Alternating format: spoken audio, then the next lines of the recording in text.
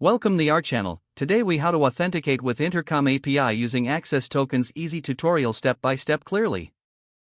To authenticate with the Intercom API using access tokens, start by creating an Intercom account if you haven't already. Log into your Intercom account and navigate to the Developer Hub.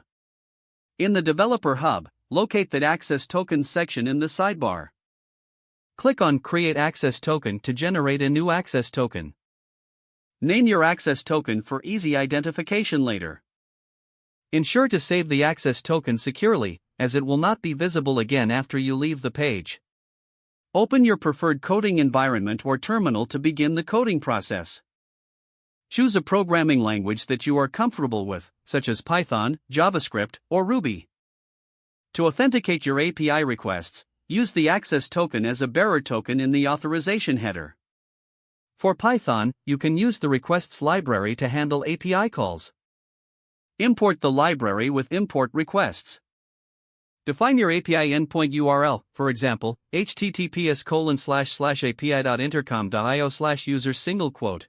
Create a dictionary for the headers, including the authorization header with your access token. Make sure to specify the content type as application/JSON.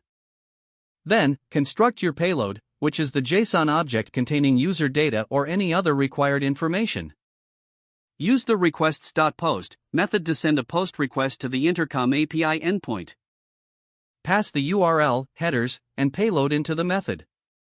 Check the response status code to determine if your request was successful. If the response status code is 200, your authentication is successful. Any other status codes will indicate an error, which you should troubleshoot accordingly. Test your implementation by sending various API requests to confirm the access token works as expected. Secure your code by ensuring your access token is not hard-coded or exposed in public repositories. Always refer to the Intercom API documentation for any updates or additional authentication options. If the page does not load, refresh the browser or try again in a private or incognito window. Make sure you are using the correct email address, then retype it carefully to avoid small typos. If your password is not accepted, use the reset option and create a new strong password you can remember. Check your spam folder for verification or security emails, then complete any requested confirmation steps. Enable two-factor authentication if available to improve account security and reduce unauthorized access risk. Don't forget to like this video and subscribe to our channel for more step-by-step tech guides.